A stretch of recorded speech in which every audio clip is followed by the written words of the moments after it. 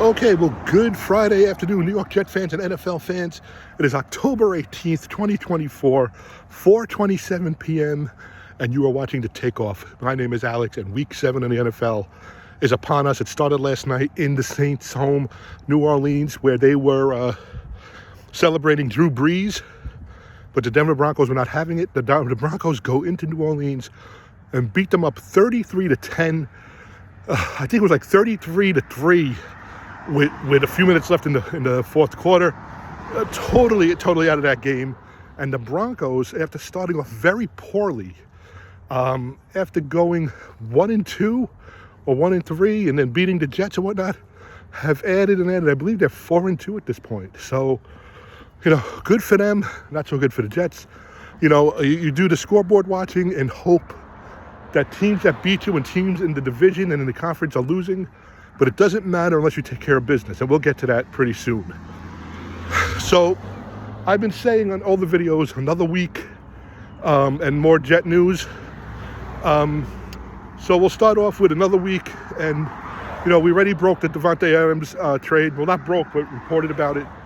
So Robert Saleh, who has been unemployed a little bit more than a week now, was spotted. I don't know if he was followed, stalked. But a video blogger followed him.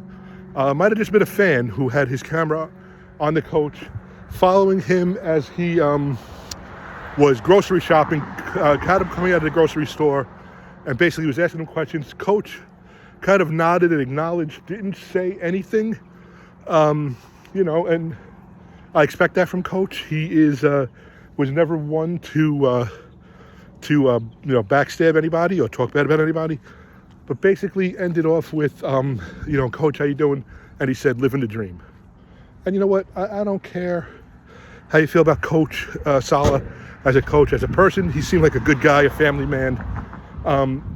He is making $20,000 a day for the next 2 years or so to not coach. Now, I know for the average person, you say, oh my God, $20,000 a day. I get it, but it's in their blood to coach. So for him to be out of work is more of a pride issue, and maybe you swallow your pride for $20,000 a day. But I get how Coach is feeling, and I get what probably going through his mind. But you move on from Coach Saleh. I know I mentioned, but his brother had tweeted the other day and whatnot. The next news is Davante Adams restructured his contract. It's less of a cap hit, I believe. I believe it opens up the option for multiple years. And when they asked Aaron Rodgers if he thinks, that Davante will be here a couple of years, and the question was actually, and I watched the press conference. I really rarely ever watch a press conference during the week unless it's a big press conference. But I watched Rodgers' press conference, and they asked him, do you think Davante Adams will be here multiple years? We asked you, when you said that you wanted to give the Jets more than 1 year after the injury, of course, last year. Well, do you guys seem to be here for 2 more years? And Rodgers' answer was, Davante just had a child 2 or 3 months ago. He got them up and moved them to this area. I don't think he did that just for the rest of the season. Then to find out that they restructured the contract and the deal and whatnot. So I think as long as Rodgers is here, Davante will be here happy. After that, who knows? So that is, one point on Davante Adams. The other point is, for the first time in 3 or 4 weeks, he is not listed on the injured list. He had a full participation in all the practices that he should have been at. I know his first day, I believe, was a walkthrough that Coach Ulbrich talked about, but I believe he was in a full practice today as they prepare to go to Pittsburgh. So, usually a loss like we had Monday, and the last 3 losses would eat at me. And I have to say, after the Denver game and after the Minnesota game, the next 2 days I was just really pissed off. After Monday night, I don't know why, I just felt differently. And I know we had stupid penalties, and I know we had an interception late. Mike Williams right now, speaking of injured list, has been listed as being away from the facility for personal reasons. Rumor has it that the Jets are looking to seek a trade with him. You know what? At this point, if you're going to recoup money or what have you, or get draft picks, I say take it. But if it's just going to be, keeping you even, then why bother? I would keep him on the team as depth at the wide receiver position. But we should see how that plays out. Right now, I don't know if he is listed to be active for Sunday. Usually if a player is ready to be traded or it's close to the trade deadline and, they think they have a deal in place and whatnot, they usually don't play them just so they don't get injured. It's precautionary. So we'll see how that plays out. But I left the game Monday night. My daughters were just pissed because it was a game we could have won. 2 plays again and we win.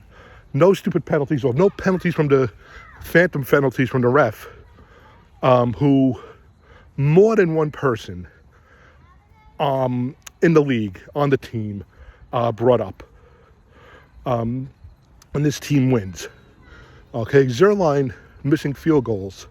And it's these little things that are between 5-1, 4-2, and 2-4 where we are. Right now, I know the Jets brought in some kickers to try out. Zuerlein is still on the team. But Tuesday, it didn't eat at me like the Minnesota game and the Denver game. And you know what? Now that Adams is here, I feel pretty good about Sunday. And I think one of the reasons is we've seen progress on the offense. The play calling changed a little bit Monday night. It's not perfect. It's not close to perfect. It's not close to what we need it to be. But from week 1 against San Fran through now, you've seen a big improvement. Of course, it falls on all sides of the ball. So the defense needs to continue to play fully for 60 minutes. And then you have to have your special teams, especially Zuerlein, making makeable field goals. Now, the 2 field goals he missed on Monday were makeable. Okay, off the upright. The field goal he missed against Denver, I gave him a pass. Ball is heavy, it's slick. The field is slick, but he has to make those 2.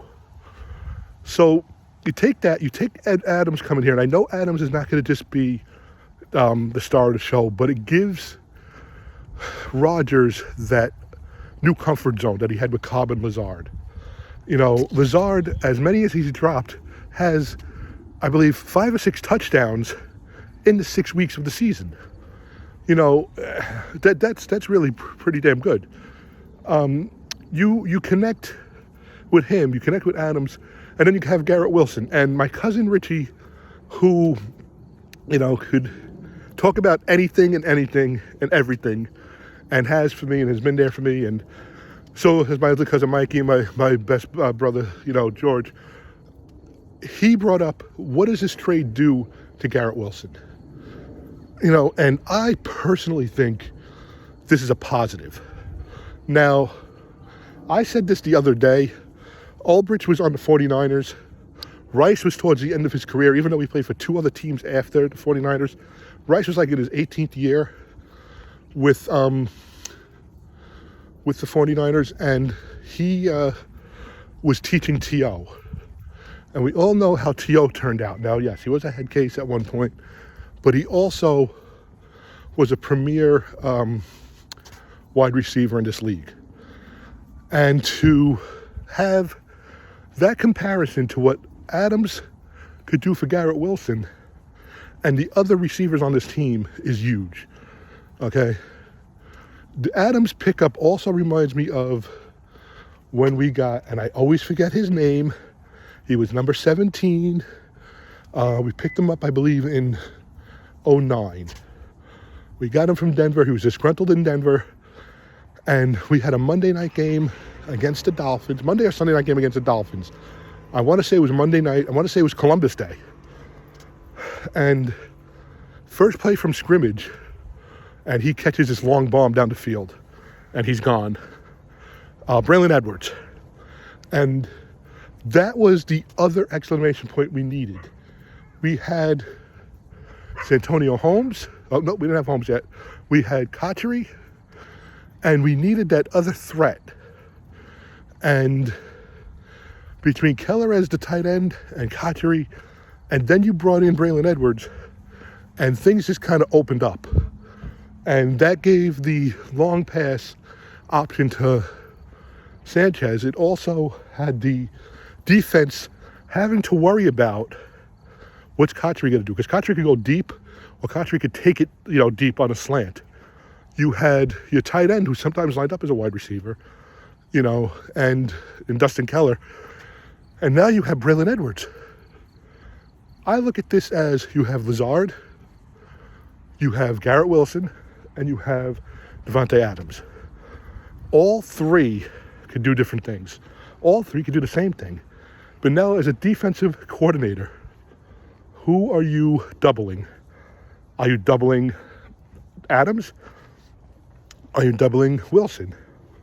Are you doubling both of them and Lazard is wide open? Now, a wide open Lazard is not always money in the bank, but he's very good, and then that also opens up the options to putting Breece Hall lined up as a wide receiver, or possibly, getting the running game more, or your tight ends involved in the game. So the Davante Adams, I believe, is a huge positive.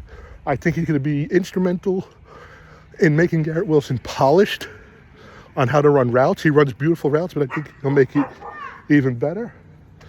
I also think that he will learn from his, Adams' experience. And you could see Lazard, Adams, and Rodgers have that camaraderie, that chemistry, and that will only help in the long run. Now, hope that answers my cousin Richie's question, and I hope I'm right. Offensive line needs to do its job. Okay? Moses, I know, is dinged up. He needs to protect. Tyron, stop holding, okay? Fatusi, whatever our first round pick is, needs to step up also. Needs to play like he's been there. I get it. The game is a lot faster, but you know what? You're a first round pick. You're there to protect Aaron Rodgers. That's your job. Do it. Breece Hall, to me, is not the Breece Hall he was 2 years ago before he got injured, and even a little bit of last year. Last year, he had some breakaway speed. This year, he had a run Monday night. He broke through and was going up the sidelines. He went up the left sidelines, the jet sideline, blew away everybody, and one of the DBs came across the field and caught up to him. In the past, that doesn't happen. I don't know if he's just lost a step over the 2 years, or he just didn't realize he was going to be caught and he kind of slowed up a little bit. But to me, he's kind of not been the same, I don't want to say as explosive, but he hasn't done what he's done in the past. Now you have Braylon Allen, who has shown he could, take a pound, move a line, get into the end zone, also break, some tackles. Got to get them involved. Got to get them both involved. Line Hall up as a receiver, put Allen in the backfield. That's all on the OC, okay? And I did like most of the play calls on Monday night. What I don't like is these, and I call them cute handoff plays, where you kind of do a play action and then toss the ball or hand the ball off inside as the running back or whoever is coming across the line. To me, by that point, when that happens, your offensive line doesn't have a chance to open up the hole in front of you. And basically, you're standing behind them waiting for them to hold it or open it, and you're not able to make a move. Pitch it and let them go up the sidelines, or, your traditional handoff in the backfield. I always felt that, I always like to pitch, but if you hand off in the backfield, they could picture or, anticipate where the opening's going to be and how to bounce out or how to explode through the opening.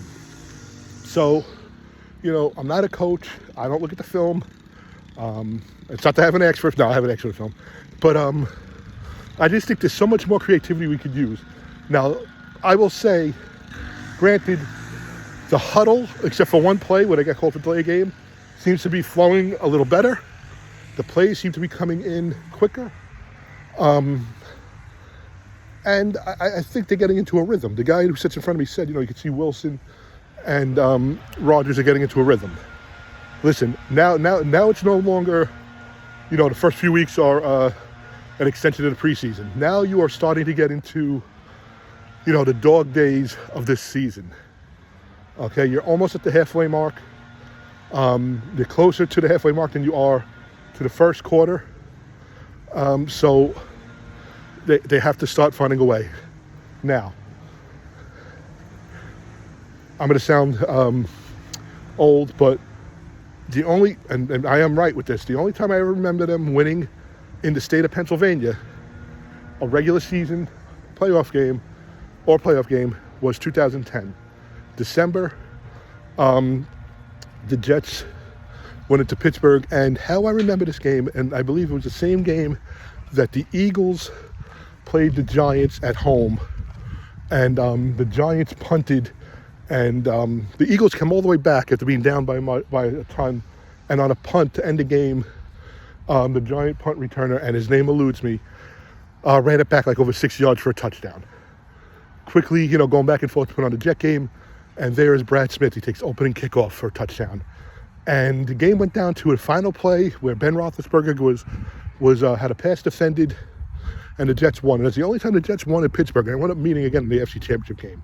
So even years where Pittsburgh and the Jets went head-to-head, they lost in the playoffs one year. And I remember with Herm Edwards, going for the field goals late in the game and in the overtime, long field goals. They took the ball out of Pennington's hand, and games they should have won. The regular season of that year as well. Jets got to go in there. Aaron Rodgers got to take control of this offense and beat the Steelers. Now, hasn't been made official yet, but Russell Wilson has been taking first team snaps in the practices. To me, that's advantage Jets. Russell Wilson is not the Russell Wilson he was 5 years ago on Seattle. Okay, he has not gotten better the last 3 years. He had a bad year in Seattle 2 years ago, a worse year last year in Denver, and now they're putting him in week 7. Really hasn't had any reps against a defense that could get to him. You got to let the dogs out. Ulbricht's got to put a scheme together to get after him, and they got to get after him. Cause turnovers. This team is not cause turnovers. Okay? Sack the quarterback. Stop the run. I read someplace yesterday on Twitter, or not someplace, but I read on Twitter by somebody yesterday, Quincy Williams is having a better year than Quinnen Williams. I agree. You don't hear Quinnen Williams' name anymore. You just see Quinnen Williams in the backfield making a tackle, doing that little dance or celebration, getting back. You don't see that. He needs to step up as well. The Jets need their players to play. They need their other players to step up and participate and be productive. And that will be successful, not for this week, but for the weeks to come. So, we're pulling at it a lot on Monday night, and I'm going to be honest with you. When the Jets had the ball, okay, and I said, all right, let's watch this drive. It was the last drive. Girls wanted to go upstairs and grab something to drink and use the restrooms or, clean up before we left. We said, we'll watch the game from the back, whether it goes to OT, whether the game ends, or what have you. And, we're going up, and he throws the pick, and basically us and probably half the stadium, 3/4 of the stadium start to walk out, even though the Jets had some timeouts left. Got in the car. By the time we got on the turnpike, the game was over, and my daughters are pissed, and my older daughter's really, really upset. I mean, it's a long day, especially a Monday, between work and school and then getting there. And then I'm thinking, they have Pittsburgh Sunday night, and they have New England the week after. Now, I never look, except for when the schedule comes out and the first week, when I do my predictions, I never look a week ahead or anything. And I'm saying if we could beat Pittsburgh, which Pittsburgh is not the Steelers of yesteryear. I know Mike Tomlin is still their coach. I know they have a great home field advantage, but we could beat Pittsburgh. That turns into 3-4. And then you go into New England and a very, very, very beatable team. and you beat them and you're 4-4. And now you're even keel, and you hope you have caught up to the Bills, and you put some distance between yourself and the other ones in the AFC East. And now you're looking at where this team, and make a move. So it starts this weekend. It starts at Pittsburgh. I would have loved to have Hassan Reddick on the team. I think he would have made a difference, and that kind of died down also. And that's it started off, the whole Reddick thing, and I knew he wasn't going to play and whatnot. But now, because 6 weeks have passed, he's actually still property of the Jets. He cannot be a free agent next year. He changed the representation that he has with his agent, and Drew Rosenhaus, said he wants to be a Jet, and they're going to hammer out multi-year contract. I don't know if it's bullshit or not, but get it done one way or the other. Either put him on another team, the Lions are looking, or sign him and get him out on the field. Because on the field, he'll make a difference. And if we get any type of capital for him, draft capital or whatever, it'll work. Another Adams in the news, Jamal Adams, who was a pick by the Jets, I'm guessing, I think it was 2016 or 17, around that. And then 19, he didn't want to be part of the Jets. He wanted to go to the Cowboys. He wound up going to Seattle. And I know that when we played Seattle last year, he beat them. But then this year he went to Tennessee. He's been cut by Tennessee. He's been injured a ton of times. He's a free agent. People on Twitter are asking for him to come back. And I don't need him here. He was more of a distraction than productive. He wants a paycheck. He wants a paycheck. That's all he wants. And I don't think he'd add to anything on this team. But he is out there. So, listen, I think the Jets have a great chance to win on Sunday. I think, I don't know. Rodgers just seemed a little different. You could see that it's right there. It's just the fine touches are missing. And you got to hope that he could do it. I know we have an interim head coach, but you want your leader. He's supposed to be a leader. He says all the right things, but you wanted him to lead on the field, and you want him to execute, and you want the plays around him to execute. And it's got to start this weekend. Now there's no turning back. There's no turning back. 2-4 is a huge hole to come out of. 2-5 against another AFC team is another dagger. So they need to step up this week, and I think they will. So once again, you are watching The Takeoff. Please reach out to us on Twitter at The Jets Takeoff is our Twitter handle. You can email us, thejetstakeoff@gmail.com. You can also follow us and subscribe to our video, the video that you're watching, on YouTube. The Takeoff is the YouTube account. At The Jets Takeoff is the channel on the YouTube account. You could Google it. You could Google my name, Alex Parziale. Let us know, hey, you headed out to Pittsburgh. Hey, you headed out to the bar. Hey, you're watching it at your house. Sunday night game, I'm thinking, do my normal routine on Sunday, go to Mass, do some stuff in the house, do some stuff in the yards, Sunday dinner, and then get ready for Sunday night football, and hopefully go to bed happy. And that's it. And then we'll have a video, of course, next week, and maybe sooner than that, sooner than, Monday. So anyway, have a great rest of your week. Have a wonderful weekend, a blessed week, whatever you call it. Stay safe, stay healthy. Enjoy your baseball playoffs if you're watching them. And, watch your NFL. And, another primetime game. This is I believe, our fourth standalone game in 7 weeks. Next week is a 1 o'clock. And then after that is another Thursday night game. That's at MetLife. That's Halloween. And this is what I said last year and I said the year before that. And I've always said this. You want games that mean something. And I do it by holidays. Everybody's relevant at Labor Day. You want to show progress at Halloween. You want to be making, putting your foundation down at Thanksgiving, and then you want to be making your moves by Christmas and New Year's. So anyway, this is The Takeoff. Talk to you soon, and thanks for always tuning in. Please share this and subscribe.